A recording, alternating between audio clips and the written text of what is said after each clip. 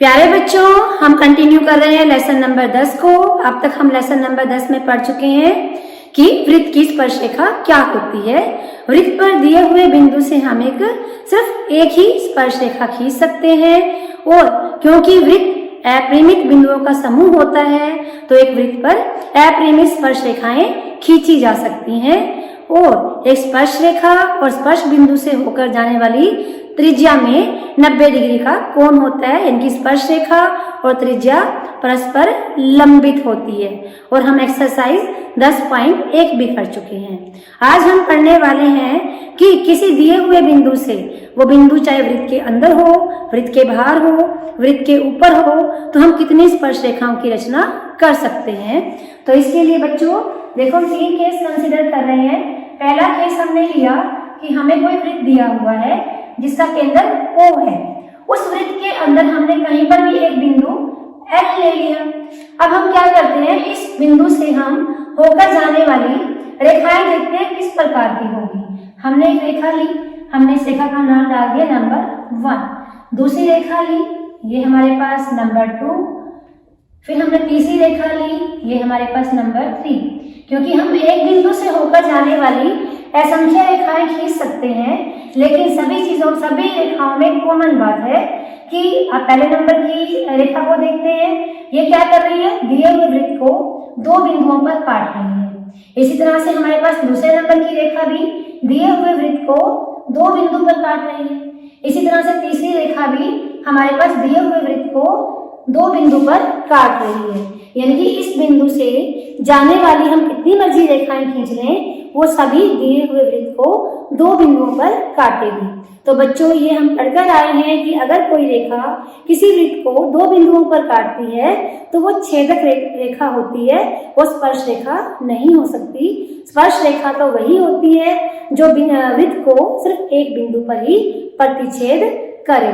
तो इसलिए हमारे पास एक प्रूफ होता है कि अगर कोई बिंदु वृत्त के अंदर दिया हुआ है तो उस बिंदु से हम वृत्त पर कोई भी स्पर्श रेखा नहीं खींच सकते। अब दूसरा केस कंसीडर करते हैं। ये हमारे पास था केस नंबर 1।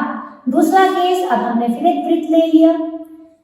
अब हमने जो बिंदु है वृत्त के ऊपर लिया।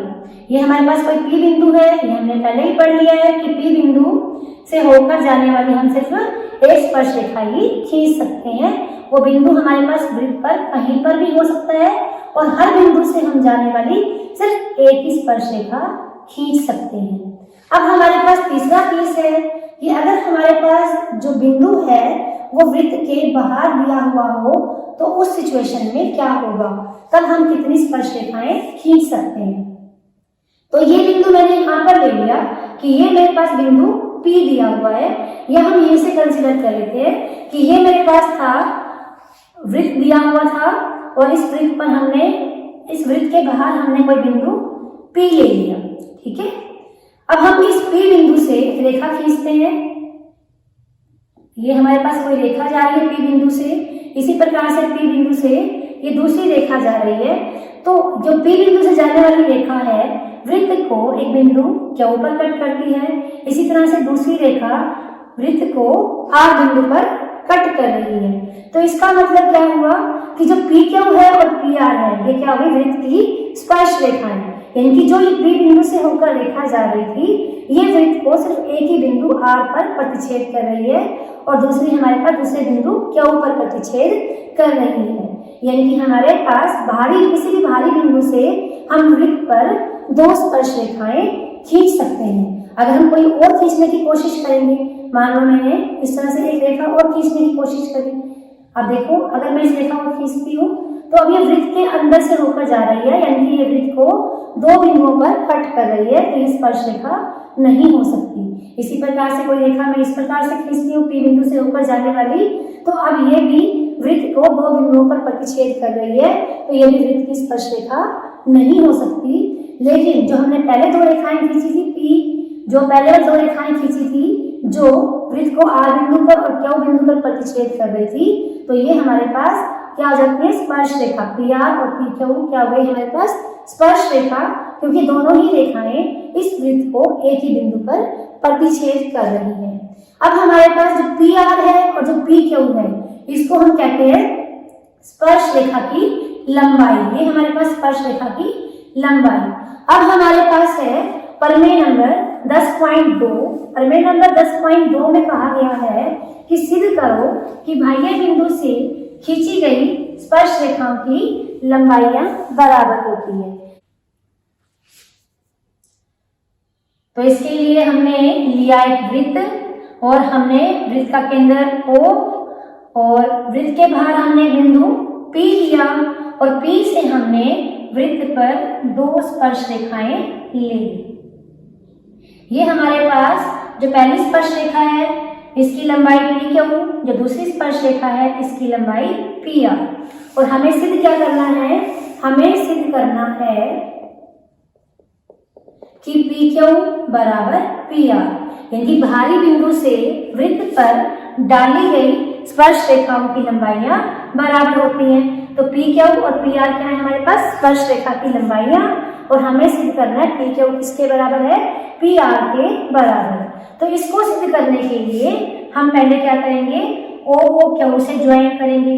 जब हम O को Q से ज्वाइन करते हैं तो ये हमारे पास क्या जाती है? वृत्त की त्रिज्या।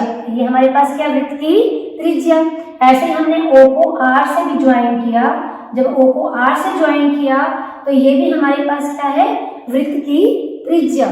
अब हम क्या करते हैं? P को O से भी ज्वाइन कर देते हैं। जब P को O से ज्वाइन करेंगे तो हमारे पास अब सामने बच्चों आपको 2 त्रिभुज नजर आ रहे होंगे। एक त्रिभुज हमारे पास POQ और दूसरी त्रिभुज हमारे पास POR।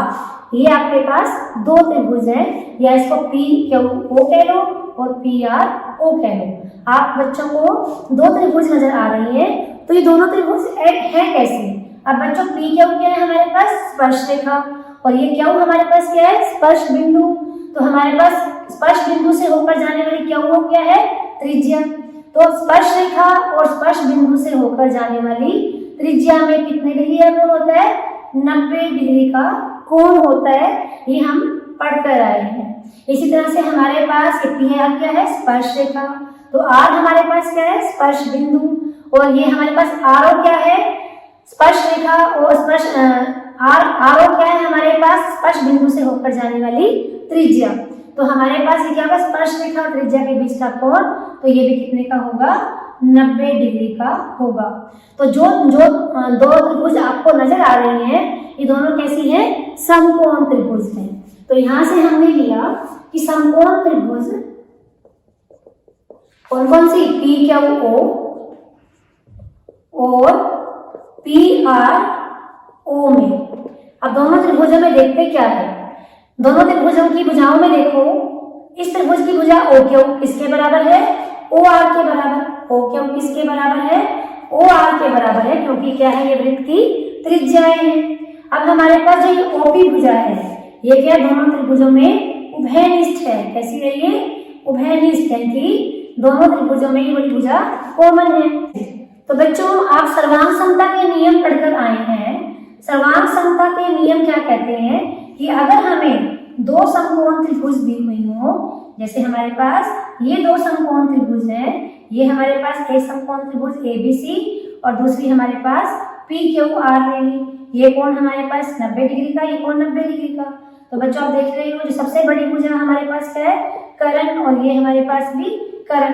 अगर दोनों त्रिभुजों में कर्ण बराबर है, ठीक है, और बाकी दोनों भुजाएं इनकी लंब और आधार, उन दोनों में से कोई एक भुजा बराबर है दूसरे त्रिभुज की भुजा के, तो हमारे पास दोनों त्रिभुजें कैसी होती हैं? सर्वांग सम होती हैं। तो इसी नियम के आधार पर आप देखो ये दोनों त्रिभुज कैसी थी हमारे पास? समकोण त्रिभुज थी। अब इस समकोण त्रिभुज में हमारे पास इन दोनों भुजाओं के बीच में कितना कोण है? 90 डिग्री का, यानी इनमें से एक लंब है और एक आधार है। तो OP भुजा क्या हो गई? कर्ण। इस त्रिभुज के लिए भी OP कैसा है? कर्ण। और इस त्रिभुज के लिए भी OP कैसा है? कर्ण। यानी कि दोनों त्रिभुजों में हमारे पास कर्ण बराबर हो गया। इस त्रिभुज का कर्ण इस त्रिभुज के कर्ण के बराबर हो गया। अब हमारे पास बाकी बची दोनों भुजाएं, एक भुजा ये और एक भुजा ये। इसी तरह से इस त्रिभुज की एक भुजा ये और एक भुजा ये। इन दोनों भुजाओं में से एक भुजा OQ किसके बराबर है? दूसरे त्रिभुज की भुजा OR के बराबर है। तो इसका मतलब हुआ कि दोनों त्रिभुजें कैसी हो गई, सर्वांग सम हो गई। त्रिभुज PQO सर्वांग सम है त्रिभुज PRO के। कौन सा नियम लगाइए हमारे पास, RH सर्वांग समता नियम लगा। ये RHS सर्वांग समता नियम है। जो दोनों त्रिभुजें सर्वांग सम हो गई हैं, सर्वांग सम का मतलब सभी अंग समान, तो इसका मतलब त्रिभुज की जो तीसरी भुजा है, यानी पहली त्रिभुज की तीसरी भुजा कौन सी है, PQ, और दूसरी त्रिभुज की तीसरी भुजा कौन सी है, PR। तो इसका मतलब PQ भी किसके बराबर होगी, PR के बराबर होगी। तो क्वेश्चन में हमें यही सिद्ध करना था कि किसी बाह्य बिंदु से खींची गई स्पर्श रेखाओं की लंबाइयां बराबर होती हैं। और बच्चों एक तो हमारे पास तरीका था कि हमने सर्वांग समता का नियम लगाकर इसको प्रूव किया है। इसको हम पाइथागोरस प्रमेय लगाकर भी प्रूव कर सकते हैं। हम इसका अल्टरनेट मेथड ले रहे हैं, यानी दूसरा विकल्प ले रहे हैं कि कैसे हम इसको प्रूव कर सकते हैं। हमने क्या लिया कि जो हमारे पास समकोण त्रिभुज दी हुई है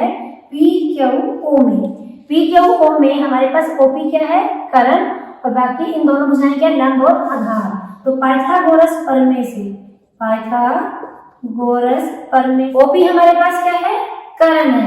तो OP का वर्ग किसके बराबर होगा, बाकी दोनों भुजाओं के वर्ग के बराबर होगा, यानी OQ का वर्ग प्लस में PQ का वर्ग।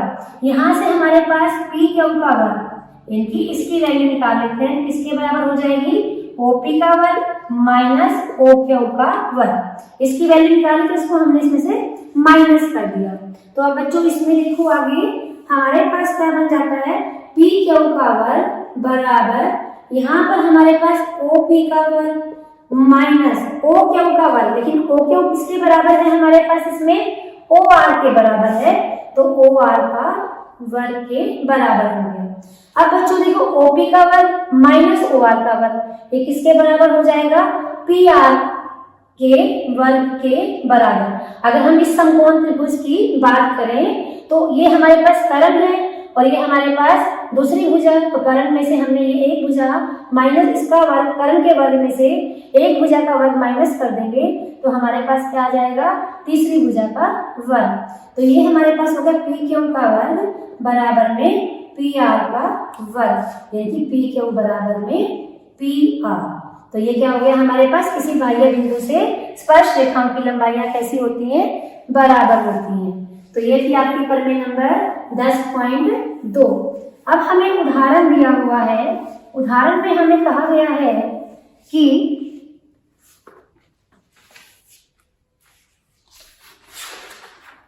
सिद्ध कीजिए कि दो सकेंद्रीय वृत्तों से बड़े वृत्त की जीवा छोटे वृत्त को स्पर्श करती है और स्पर्श बिंदु पर समद्विभाजित होती है। हमें क्या दिए हुए हैं, दो वृत्त दिए हुए हैं और दोनों ही वृत्त कैसे हैं, सकेंद्रीय हैं, यानी कि उनका केंद्र एक है। उनमें से एक वृत्त बड़ा है और एक छोटा है, यानी कि पहले हमने एक वृत्त ले लिया किसी भी त्रिज्या का और इस वृत्त को हमने नाम दे दिया C2। ये हमारे पास है वृत्त C2। अब हमने क्या करा, केंद्र हमने यही रखा, ये पहले जो हमारे पास O केंद्र वाला वृत्त था, अब भी हमने प्रकार को अपनी यही रखना है, लेकिन त्रिज्या को थोड़ा सा बढ़ा लेना है, तो हमारे पास बड़ा वृत्त बन जाएगा। तो इस वृत्त का हमने नाम रखा C1। अब क्वेश्चन में हमें कहा गया है कि सिद्ध कीजिए कि जो बड़ा वृत्त है उस बड़े वृत्त की जीवा जो छोटे वृत्त को स्पर्श करती है वो स्पर्श बिंदु पर समद्विभाजित होती है। तो हमने क्या किया है, एक बड़ा वृत्त हमारे पास C1 है, हमने C1 की एक जीवा ली जो छोटे वाले वृत्त C2 को P बिंदु पर मिलती है, प्रतिच्छेद करती है। ये हमारे पास बड़े वृत्त की जीवा AB है जो छोटे वृत्त C2 को बिंदु P पर प्रतिच्छेद करती है।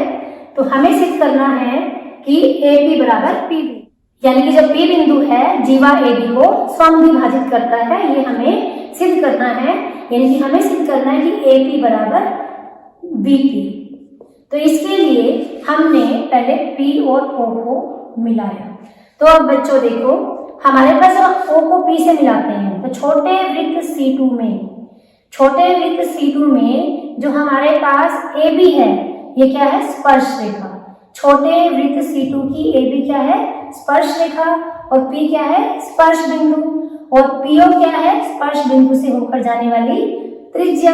तो इसका मतलब हमारे पास जो त्रिज्या है ये क्या होगी? स्पर्श रेखा पर लंब होगी, यानी कोण कितने का हो गया? 90 डिग्री का। तो क्या हुआ हमारे पास? वृत्त C2 में AB क्या है? स्पर्श रेखा। AB स्पर्श रेखा है जो वृत्त को P बिंदु पर प्रतिच्छेद करती है, P बिंदु पर प्रतिच्छेद करती है। और PO क्या है हमारे पास?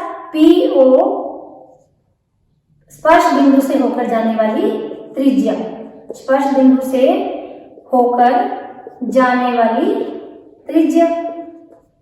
तो इसलिए हमारे पास क्या हो गया? OP लंब हो गया AB पर। अब दूसरा देखते हैं। अब जो बड़ा वृत्त लेते हैं, तो बड़े वृत्त की AB क्या थी? जीवा। बड़े वृत्त C1 के लिए, बड़े वृत्त C1 की AB क्या है? जीवा। AB एक जीवा है। और बच्चों आप ये पढ़कर आए हो कि जीवा और हमारे पास OP क्या है? इस पर लंब है, OP लंब है AB पर। और आपने पढ़ा है कि केंद्र से जीवा पर डाला गया लंब जीवा को समद्विभाजित करता है। तो अगर हमारे पास AB जीवा थी बड़े वृत्त की और OP इसके ऊपर लंब था, तो ये जो लंब है वो जीवा को दो बराबर भागों में बांटेगा, यानी कि AP किसके बराबर होगा? BP के बराबर होगा। तो ये हमारे पास था उदाहरण नंबर 2, 1 था इसका। अब हम करते हैं इसका उदाहरण नंबर 2। हमारे पास उदाहरण नंबर 2 में दिया हुआ है इसके कि केंद्र O वाले वृत्त पर बाह्य बिंदु T से दो स्पर्श रेखाएं TP तथा TQ खींची गई है। सिद्ध कीजिए कि PTQ बराबर में दो कोण OPQ के बराबर है। क्या कहा गया है?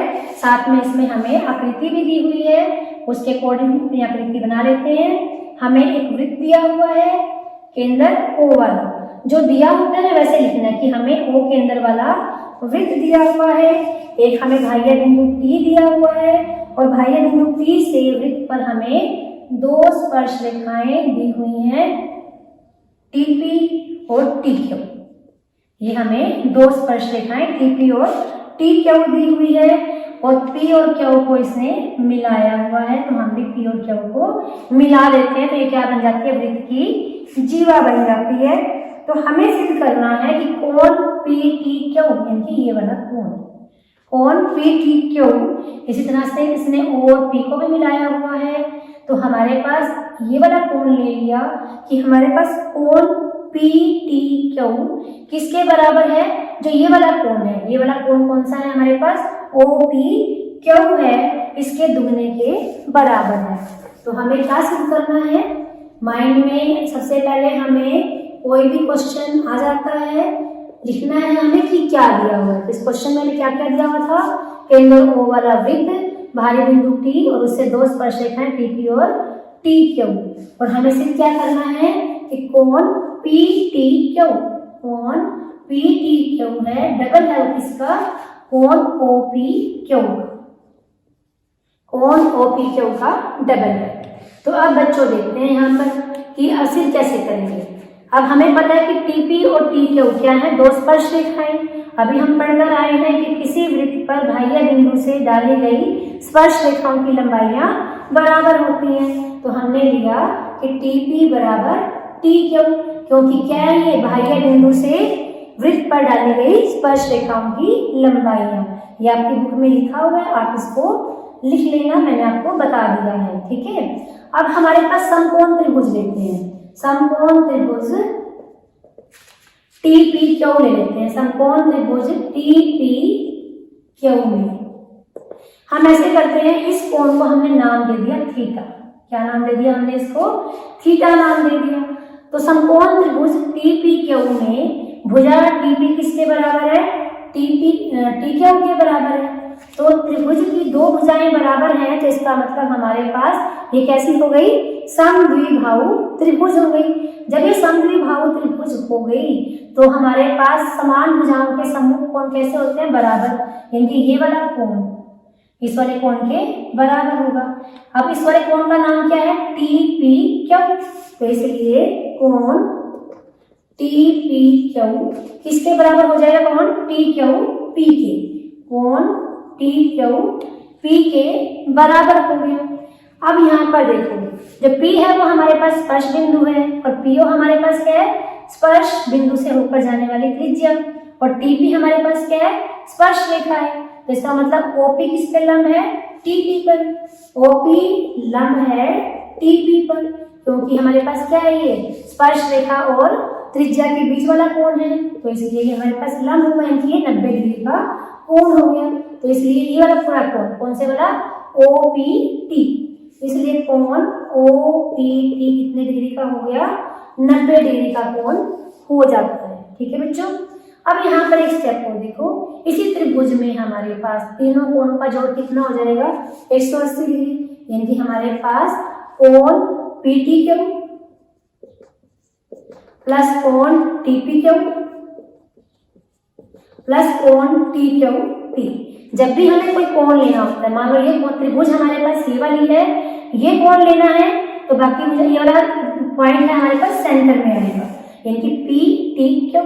अगर हमें ये वाला कोण लेना है तो TPQ, यानी जो भी कोण लेना हो उस पॉइंट को हम सेंटर में रखेंगे। हमारे पास त्रिभुज के तीनों कोणों का जोड़ कितना होता है, 180 डिग्री। PTQ कितना मान लिया हमने, थीटा। अब हमें TPQ और प्लस TQP ये हमें पता नहीं है, ये 180 डिग्री। तो कोण TPQ प्लस TQP कितना हो गया, 180 डिग्री माइनस थीटा। लेकिन अभी हम ऊपर लिख कर आए थे, इसको नंबर 1 डाल देते हैं कि दोनों कोण कैसे होते हैं, बराबर। तो इसको हम TPQ लिख लेते हैं कि कोण TPQ प्लस TQP को भी हम क्या लिख लेते हैं, TPQ ही लिख लेते हैं, क्योंकि दोनों कोण कैसे थे, यहाँ से बराबर थे। दोनों किसके बराबर हो गए, 180 डिग्री माइनस थीटा। तो ये क्या हो गया, 2 टाइम्स कोण TPQ बराबर 180 डिग्री माइनस थीटा के बराबर हो गया। तो कोण TPQ ये किसके बराबर हो गया, 2 से डिवाइड कर दो, 2 से डिवाइड करोगे तो 90 डिग्री माइनस थीटा बाय 2 हो गया। कौन सा कोण, TPQ, यानी कि ये वाला कोण कितने का हो गया हमारे पास, 90 डिग्री माइनस थीटा बाय 2। अब जो चीज हमने यहाँ पर लिखी, इसको हम यहाँ लिखने की बजाय इसको यहाँ पर लिख लेते हैं। अब हमारे पास कोण OPT ये किसके बराबर है, 90 डिग्री के बराबर। OPT ये पूरा कोण हमारे पास किसके बराबर है, 90 डिग्री के बराबर। क्यों, क्योंकि ये हमारे पास स्पर्श बिंदु से होकर जाने वाली त्रिज्या और स्पर्श रेखा के बीच में कोण है। तो ये कोण कितने का होगा हमारे पास, 90 डिग्री का। इस कोण को हम 2 पार्ट में डिवाइड कर सकते हैं, कोण OPQ और कोण दूसरा कौन सा हुआ हमारे पास, TPQ। तो दोनों का जोड़ कितने का हो गया, 90 डिग्री का हो गया। अब OPQ, अब हमारे पास OPQ बराबर ये किसके हो जाएगा, 90 डिग्री माइनस कोण TPQ, यानी कि 90 डिग्री। अब TPQ नंबर 2 से उठा लो यहाँ पर, ये किसके बराबर है, 90 डिग्री माइनस थीटा बाय 2। अब इसमें से माइनस करोगे तो माइनस 90 डिग्री माइनस माइनस हो जाएगा प्लस थीटा बाय 2। ये इससे कैंसिल हो गया, तो किसके बराबर आ गया, थीटा बाय 2 के। कोण OPQ किसके बराबर आ गया, थीटा बाय 2 के आ गया। 2 को इधर मल्टीप्लाई कर लो, तो 2OPQ बराबर थीटा। तो हमारे पास क्या आ गया, ट्वाइस ऑफ कोण OPQ is equal to theta. Theta हमने किसको माना है, PTQ। कोण PTQ को हमने थीटा माना है, तो ये हमारे पास जो हम प्रूव करना चाहते थे वो आ चुका है। तो एक बार क्वेश्चन को बच्चों दोबारा देख लो। हमारे पास क्या दिया हुआ था क्वेश्चन में कि कोई केंद्र O वाला वृत्त है, उसमें भारी बिंदु P से 2 स्पर्श रेखाएं खींची गई हैं, तो सिद्ध करो कि कोण PTQ किसके बराबर है, ट्वाइस ऑफ कोण OPQ के, यानी कोण OPQ के दुगने के बराबर है। तो इसको करने के लिए हमने सबसे पहले क्या ले ली, त्रिभुज TPQ ले ली। हमारे पास ये त्रिभुज TPQ है, ये हमारे पास समकोण नहीं है, गलती से लिख गई हूँ मैं, तो ये समकोण त्रिभुज नहीं है। त्रिभुज TPQ में हमारे पास TP किसके बराबर है, TQ के बराबर है, क्योंकि हमारे पास एक है स्पर्श रेखा की लंबाई। तो दोनों त्रिभुज, हम किसी बाह्य बिंदु से किसी वृत्त पर स्पर्श रेखाएं खींचते हैं तो उनकी लंबाइयां बराबर होती है, ये हम सिद्ध कर चुके हैं। तो TP किसके बराबर है, TQ के बराबर है। तो हमारे पास अगर किसी त्रिभुज में दो भुजाएं बराबर हों तो समान भुजाओं के सम्मुख कोण भी क्या होते हैं, बराबर। क्योंकि ये वाला कोण कौन सा है, TPQ, और ये वाला कौन सा है, TQP। ये दोनों भी कैसे होंगे, बराबर होंगे। इसको हमने नंबर 1 लिख लिया। अब इसके बाद हमने क्या लिया, इसी त्रिभुज को लिया। हमें पता है त्रिभुज के तीनों कोणों का जोड़ कितना होता है, 180 डिग्री होता है। इस वाले कोण को हमने मान लिया थीटा है। तो त्रिभुज के तीनों कोण है कौन कौन से हमारे पास, PTQ, TPQ और TQP। तो तीनों का जोड़ कितना होगा, 180 डिग्री। तो ये हमारे पास हो गया थीटा, ये हमारे पास 180 डिग्री। तो हमारे पास इन दोनों का जोड़ किसके बराबर आ गया, 180 डिग्री माइनस थीटा के बराबर। लेकिन अभी हम लिख कर आए थे कि TPQ किसके बराबर है, TQP के बराबर, यानी कि ये इसके बराबर है। तो मैंने इसकी वैल्यू यही रख दी, यानी कि हमने TQP को TPQ से ही रिप्लेस कर दिया। तो ये हमारे पास 2 बार TPQ हो गया। तो हमारे पास TPQ की वैल्यू कितनी हो गई, 90 डिग्री माइनस थीटा बाय 2। अब बच्चों हमारे पास ये वाला कोण OPT, ये कितने डिग्री का होगा, 90 डिग्री का। क्यों 90 डिग्री का हो रहा है, क्योंकि ये हमारे पास स्पर्श रेखा और स्पर्श बिंदु से होकर जाने वाली त्रिज्या के बीच का कोण है। तो ये कितने का होता है, 90 डिग्री का। अब कोण OPT यानी कि पूरा कोण 90 डिग्री का है। तो इस कोण को हमने 2 पार्ट में डिवाइड किया, ये वाला पार्ट यानी कि OPQ और PQT। तो इसका हमारे पास कितना है, 90 डिग्री। OPQ 90 में से TPQ को माइनस कर लो। अब TPQ की हम वैल्यू निकाल चुके हैं, इसकी वैल्यू पुट कर दो। तो किसके बराबर आ गया, ये थीटा बटे 2 के बराबर आ जाता है। 2 को इससे मल्टीप्लाई कर लो तो 2 हमारे पास 2 OPQ बराबर थीटा। थीटा हमने किसको माना था, थीटा हमने माना है कोण PTQ। तो यही हमें सिद्ध करना था कि कोण PTQ किसके बराबर है, कोण OPQ के दुगने के बराबर है। ये हमारे पास क्वेश्चन हो गया, इसका नंबर 2, एग्जाम्पल नंबर 2। अब हम करते हैं इसका एग्जाम्पल नंबर 3। हमें उदाहरण नंबर 3 में कहा गया है 5 सेंटीमीटर त्रिज्या के वृत्त की 8 सेंटीमीटर लंबी जीवा PQ है। P और Q पर स्पर्श रेखाएं परस्पर बिंदु T पर प्रतिच्छेद करती हैं। TP की लंबाई ज्ञात कीजिए। आकृति बच्चों आपको उदाहरण में दी हुई है, हम भी उसके अकॉर्डिंग बना लेते हैं कि हमारे पास कोई वृत्त दिया हुआ है जिसका केंद्र हमें O दिया हुआ है, O केंद्र वाला वृत्त, और हमें वृत्त की एक जीवा PQ दी हुई है और PQ से होकर जाने वाली 2 स्पर्श रेखाएं जो परस्पर T बिंदु पर प्रतिच्छेद कर रही हैं, और हमें दिया हुआ है वृत्त की त्रिज्या। ये कितनी दी हुई है, 5 सेंटीमीटर वृत्त की त्रिज्या दी हुई है। अब हमारे पास हमने क्या करा, सिद्ध करने के लिए हमें क्या निकालना है, TP की लंबाई निकालनी है, यानी कि स्पर्श रेखा की लंबाई निकालना चाहते हैं। तो इसके लिए हमने T और O को ज्वाइन कर दिया। जब हम T और O को ज्वाइन कर लेते हैं तो हमारे पास जो TO है ये कोण T को 2 बराबर भागों में बांटता है, यानी कि इसका अर्धक होता है। तो हमें ये माइंड में रखना है, जो TO है वो लंब होता है इस पर, इस त्रिज्या पर, PQ इस जीवा पर क्या है, लंब है। और बच्चों आप ये पढ़कर आए हो कि जीवा से, जो केंद्र से जीवा पर डाला गया लंब जीवा को स्वद्विभाजित करता है।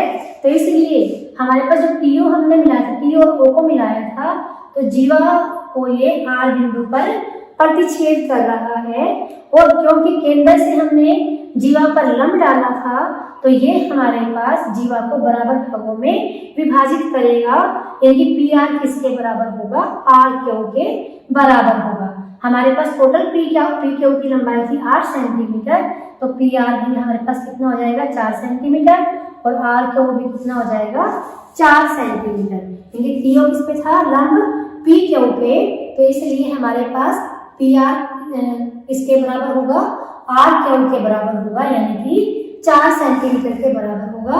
रीजन क्या है कि केंद्र से डाला गया लंब जीवा को समद्विभाजित करता है। ठीक है, अब देखते हैं, हम त्रिभुज ले लेते हैं। पहले हमने, अब देखो लंब डाला है तो ये कोण कितने का हो गया 90 डिग्री का।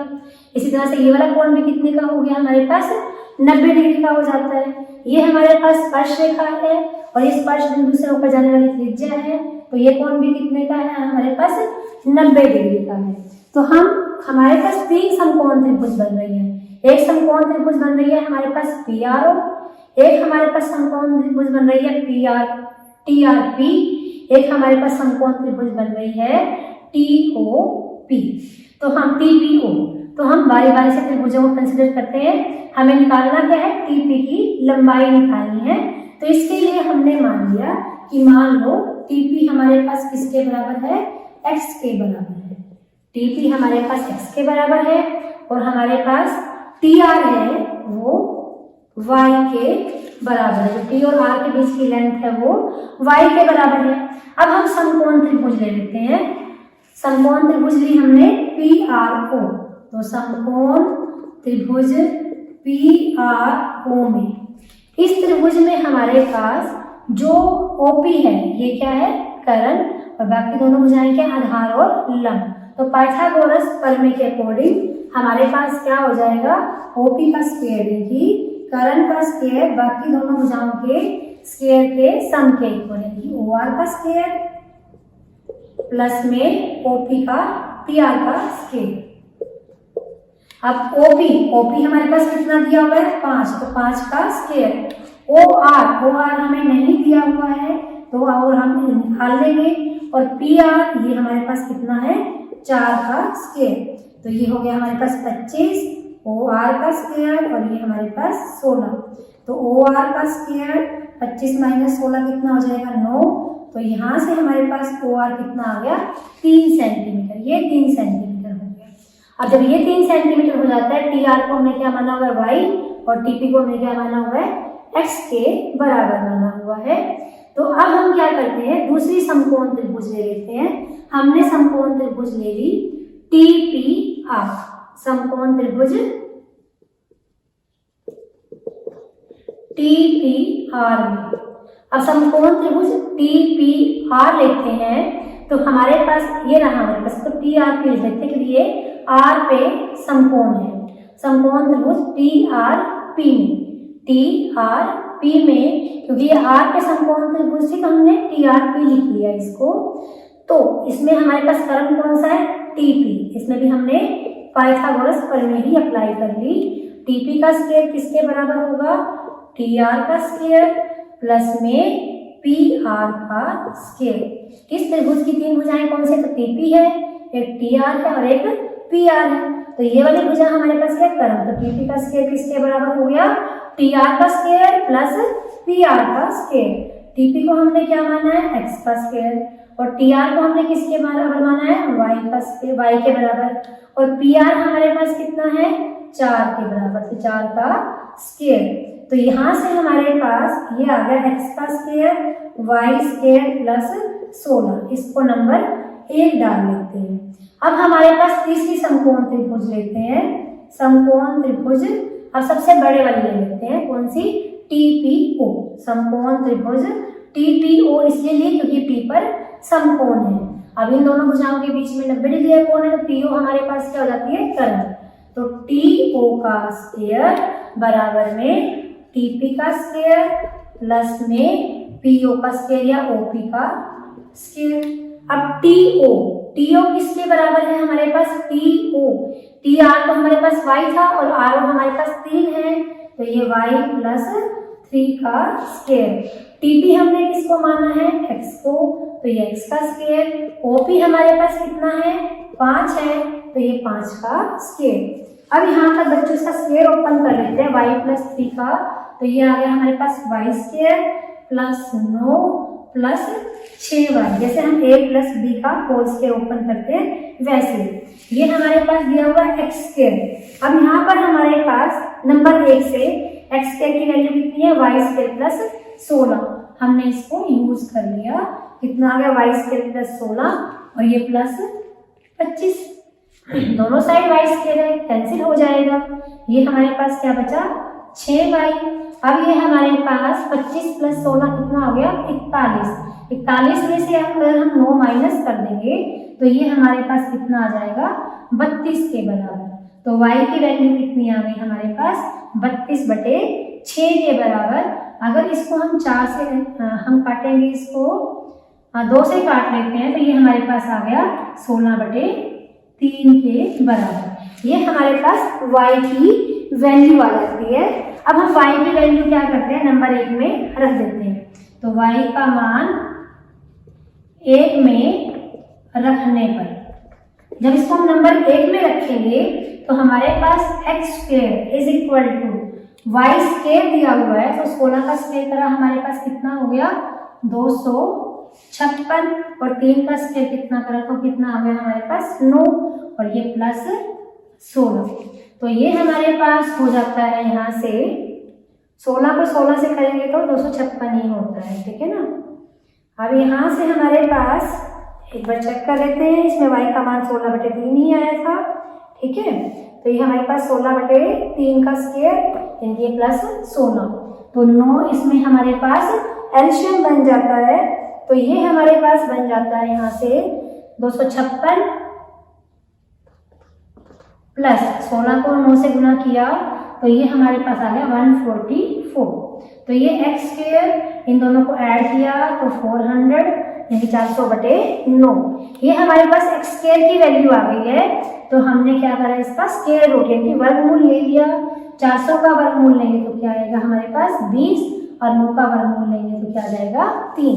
तो एक्स हमारे पास क्या था टीपी, तो हमारे पास टीपी की लंबाई कितनी आ गई 20/3।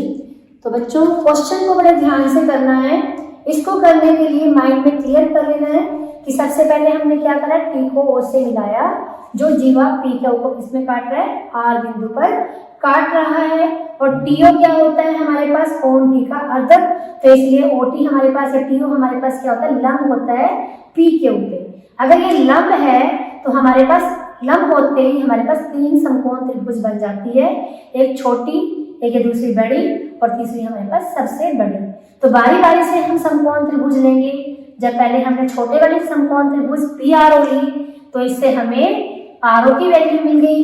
फिर हमने जब सात वाली त्रिभुज ली यानी कि हमने समकोण त्रिभुज टी आर पी ली तो इससे हमें ये वाला समीकरण मिल गया। फिर हमने सबसे बड़ी त्रिभुज ली तो इससे हमें टीपी की वैल्यू मिल जाती है। तो क्वेश्चन को अगर हम थोड़ा सोच समझ कर करेंगे तो क्वेश्चन करना इजी हो जाएगा।